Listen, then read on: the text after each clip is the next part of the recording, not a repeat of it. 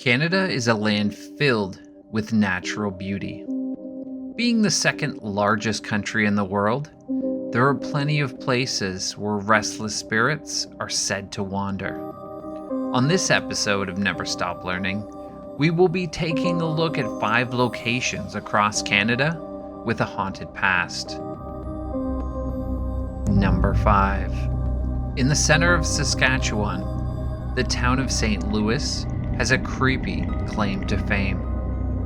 It is the place to go if you want to hear about, or maybe even see, the St. Louis Light.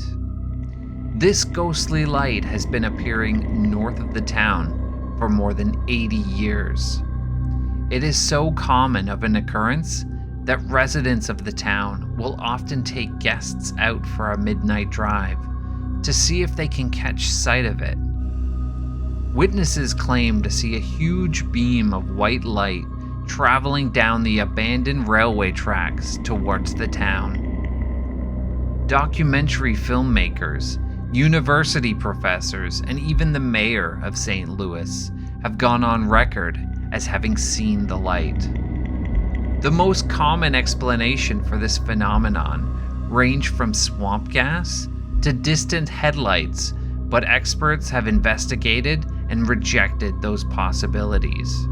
The local legend states that many years ago, a conductor was decapitated by a train while doing routine checks along the tracks. Now in death, he walks the tracks searching for his lost head. Number 4. The legend of the Dungivan Hooper dates back to the 1860s. A young man named Ryan worked as a cook for a lumber camp along the Dungivan River in New Brunswick.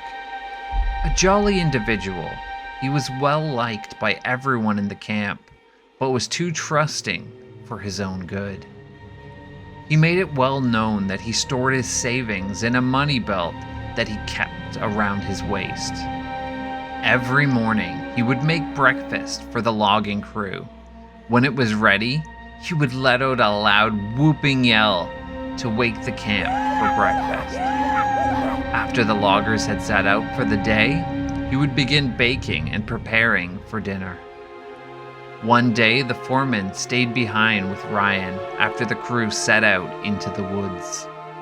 Once they were alone, the foreman murdered Ryan and stole his savings. When the loggers returned at the end of the day, the foreman stated that Ryan had become sick and died.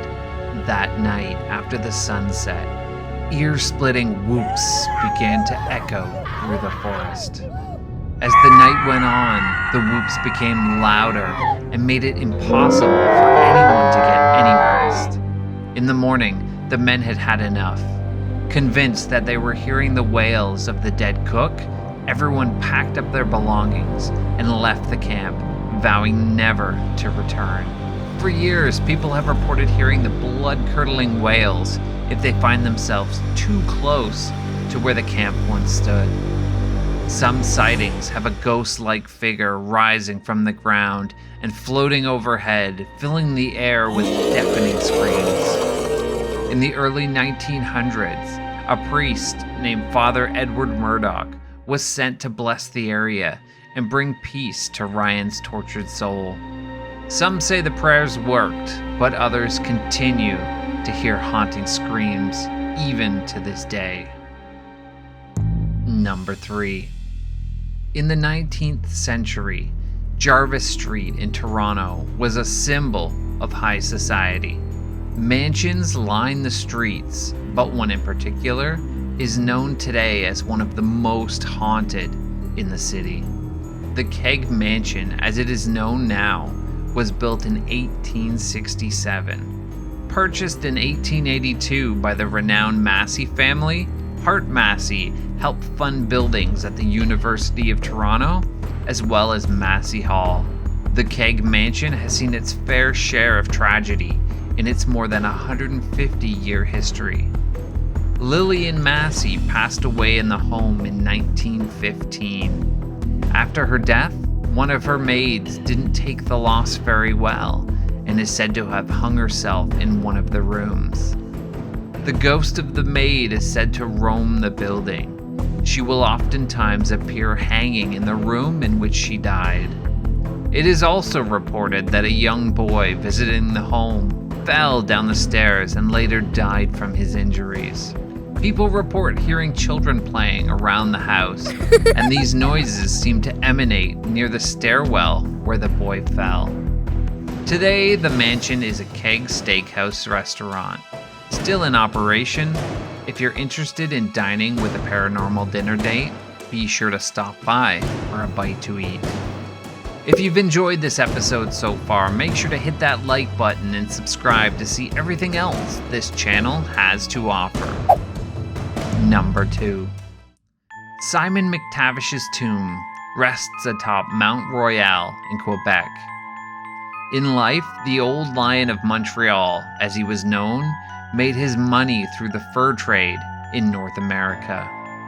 In 1804, he started construction of a mansion on the slope of Mount Royal, but before the castle was finished, McTavish died and the construction was halted.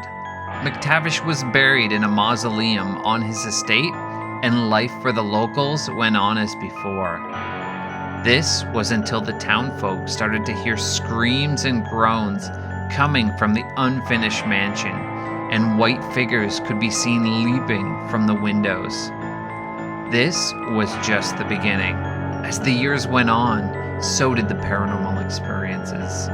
From nightmarish creatures dancing on the roof of the unfinished building, to McTavish himself tobogganing down the mountain in his coffin. The paranormal activity was out of control.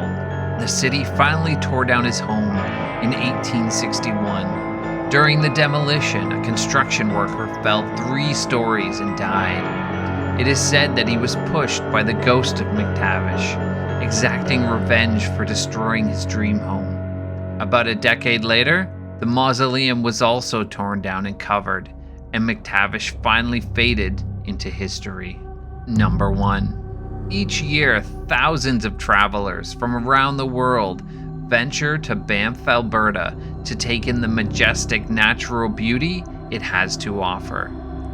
Surrounded by lush forests, the Banff Springs Hotel was built high in the mountains in the 1880s. Some love the hotel so much that they have decided to stay even after death. Over the years, there have been many reports of spectral entities at this grand hotel, but 2 seem to be more common than the rest. The first is a man named Sam. It is reported that he worked at the hotel until his death in 1976. Guests have reported seeing a man wearing an old-fashioned bellhop uniform. Always helpful, he has carried bags for guests and opened doors for a few who have locked themselves out of their rooms. He tends to appear on the upper floors of the hotel, but once his work is done and someone tries to chat with him or offer him a tip, he simply vanishes. The second phantom that people have seen drifting around the hotel is that of a young bride in her wedding dress. She was said to have been descending the stairs on her wedding day when her dress came too close to a candle on the wall. It ignited her outfit and she burst into flames. Engulfed in fire, she began tumbling down the stairs and lost her life. Shortly after the accident, many have claimed to see the spirit of a bride descending the main staircase of the hotel. In addition to this, she has been seen in other areas of the hotel, still wearing the beautiful white dress that she died in. So that's 5 locations across Canada where spirits still roam and the dead refuse to rest. If you've enjoyed this episode, please like the video and subscribe if you haven't done so already. Until next time, thanks for watching.